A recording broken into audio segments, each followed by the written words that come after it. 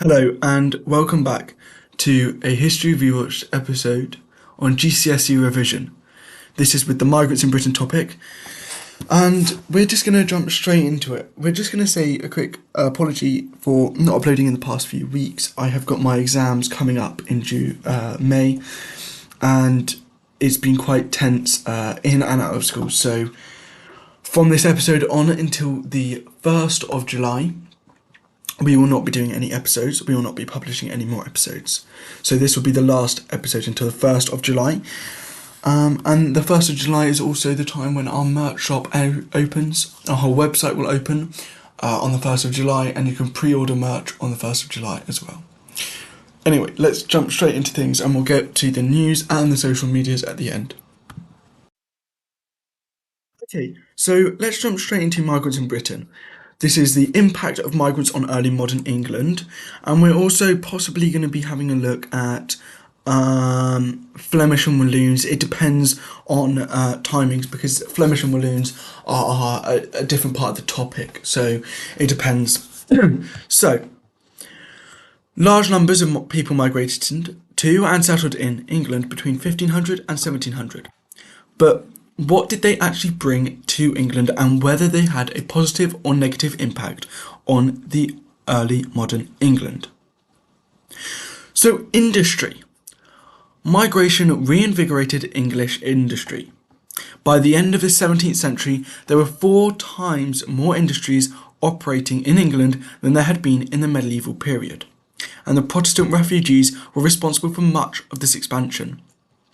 They introduced a lot of new industries in England, including silk weaving, clock making, wood carving, paper making, clothing design, cutlery making, feather and fan work. This was hugely beneficial for the economy, and the records of the Weavers' Company of London show that between 1620 and 1694, 891 Flemish silk weavers moved to the city. They trained 500 English and foreign apprentices, and by the 1700, 50,000 people were employed weaving silk in London. There is so much SPED evidence in there. When I'm writing my answers, I always go for industry. It's the easiest one to write about because it's such a wide range of SPED that you can use. You can include all of the industries that they introduced. In 1620 and 1694, 891 Flemish silk weavers moved to the city, and they then trained 500 English and foreign apprentices. By 1700, 50,000 people were employed. There, in like a few sentences, is so much SPED which can get you the top marks in an exam question. So let's have a look at trade. So cloth making was a vital part of the English economy throughout this period, and the excellent quality of English wool meant that the English woolen cloth was very popular abroad. In fact, it was said that every country in England produced woolen cloth. During the 1600s, the new techniques brought to England by the Flemish and Walloon migrants meant that English cloth was in greater demand than ever before. Trading companies like East India Company and Company of Royal Adventures trading into Africa led this growth to the ports such as London, Bristol, Newcastle and Liverpool. These cities thus grew in size because of rural poverty pushed internal migrants to move from the countryside to the cities in search of work. Ports became busy, vibrant places with ships arriving from all over the world, bringing people and goods to England. So this all helped make the country rich. So let's have a look at some SPED evidence in there. You got during the 1600s, the new techniques that were brought to the Flemish and Walloon meant that it was in greater demand. You had the trading companies like East India Company and the Company of Royal Adventures trading to Africa, which kind of improved the growth, it accelerated the growth of the ports, which are London, Bristol, Newcastle and Liverpool, and thus the cities grew in size. So agriculture. In 1626, King Charles I wanted to turn the fens in the east of England from watery marshland to dry farmland. He employed Cornelius Vermillion. Vermillion trained as an engineer in the Low Countries, where he learned how to drain marshland. He built embankments to keep the water out of the new fields, straightened rivers to move water from the fens to the sea more quickly, and built washes to store floodwater. The project met with violent opposition from local people who could no longer hunt and fish in the fens, and who resented the fact that Vermeulen employed workers from the Low Countries. Amongst other things, they smashed and destroyed the embankments, keeping the water out of the Finland. The project was not successful initially, with some of the farmland sinking and flooding. However, the Vermeulen is still remembered as one of the best engineers of the time. So straight away, we came straight in with SPED, 1626, when King Charles I wanted to turn the fens in the east of England from watery marshland to drier farmland. So there we go, we've straight got agricultural change. Then we introduced to Cornelius Vermeulen. He trained as an engineer in the Low Countries. So that's a really important point. He learned how to drain marshland. He built embankments all across the fens. But what this did of the impacts of the migrants, he hired not local people, he hired people from the Low Countries to work. That's the impact. So building a nation. Italy. French and Flemish influences can be seen in buildings built in England during the early modern period. So you can have a look at Blickling Hall in Norfolk. It dates back to about the 11th century. Now you can see the building that you can see today started to develop in 1619.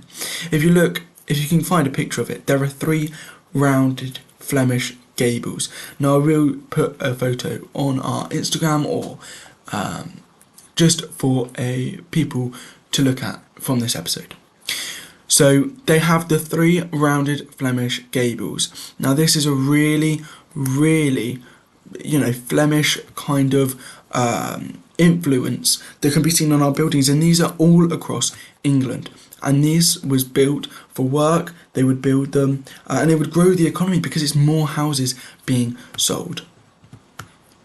So let's have a look at migrant communities now. The early modern period was turbulent, and many migrants drew comfort from living amongst people from the same background.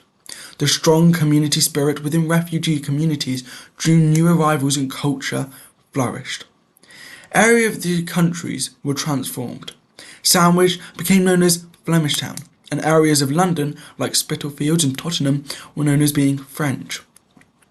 Many churches that served migrant communities had held services in French, including Canterbury Cathedral.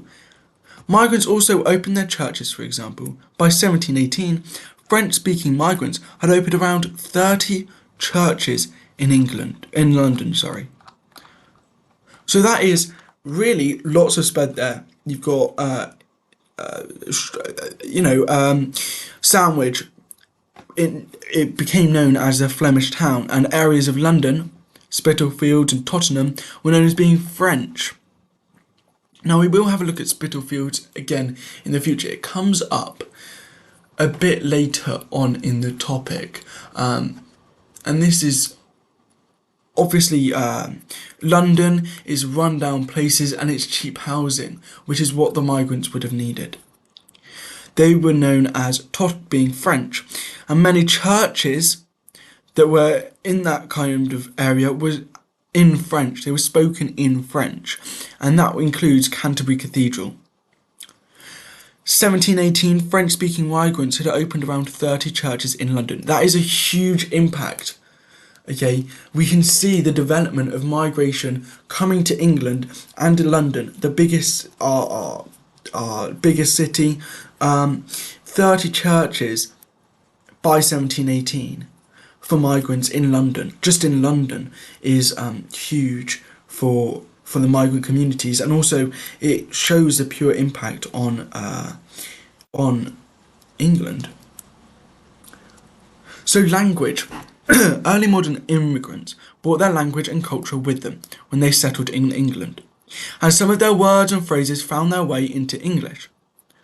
So here are some good ones. The English brew house became brewery from the Flemish word brewerij. The name of a pub in Colchester, the Goat and Boots, come from the Flemish phrase de Goeden Bude, meaning messenger of the gods, which was seen on pub signs in the Low Countries. Surnames such as Andrews, Bakers, Forrester, and Newhouse sound like common English names, but they actually have Huguenot origins. These names are English versions of Andrew, Boulanger, Forestier, and de la Neveu's Maison. So here's an extract from a poem. It was True Born Englishman by Daniel Defoe, and it was written in 1701. And the English the common name for all. Fate jumbled them together, God knows how. Whatever they were there, true-born English now. 'Tis well that virtue gives nobility. How shall we else the want of birth and blood supply, since scarce one family is left alive, which does not from some foreigner derive? So, spreading the word. Another area where migrants had a positive and lasting impact on the English culture was printing. In 1500, printing was new to England. There were only 5 printers in the country. They were all in London, and they were all owned by foreigners. By 1554, it is estimated that although the industry had grown, by 2/3 of the employed in the printing industry were still foreign. The printing press meant that pamphlets and books could be mass-produced, which meant that information and ideas could be spread more easily. The migrants who ran England's printing presses were responsible for the spread of literature, news, and radical ideas, including giving voice to critics of the government and allowing people to read the Bible in English. So, 1500, printing was new to England. 1554, the industry had grown by, however, 2/3 of those employed were still foreign. This made it easier to move messages around, get the word out just from your small community to, nationwide. Now, it's still big to know that these printers were only owned by foreigners at that point. And the last bit for today's episode is the Protestant work ethic. The phrase Protestant work ethic was first used by Max Weber in 1904 in his book The Protestant Work Ethic and the Spirit of Capitalism.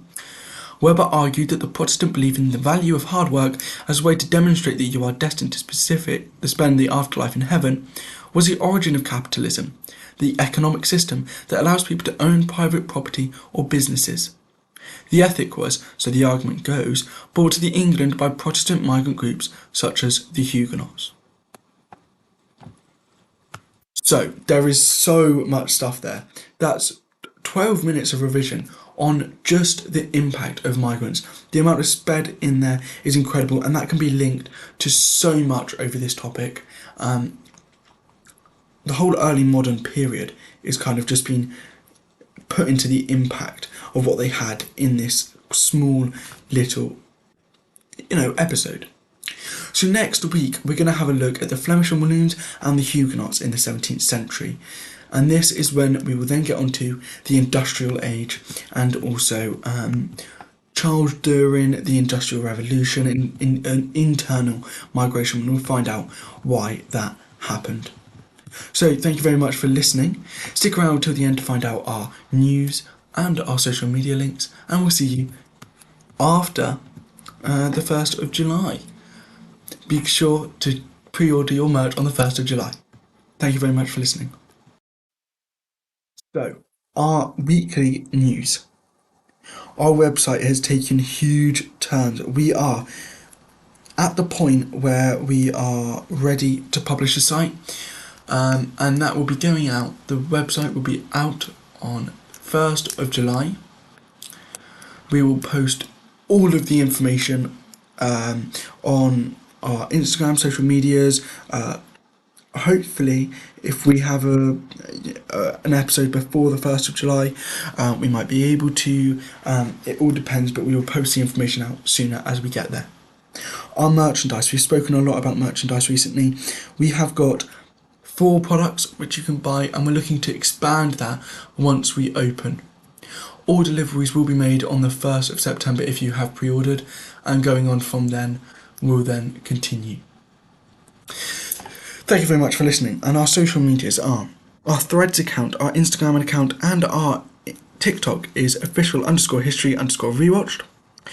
Our Discord, the code is on the screen. It's been on the screen repeating, however it will also be in the description below. Our Facebook group is History Rewatched, and our email is historyrewatched.thepodcast@outlook.com. Thank you very much for listening. I hope you enjoyed today's episode, and we'll see you after the 1st of July.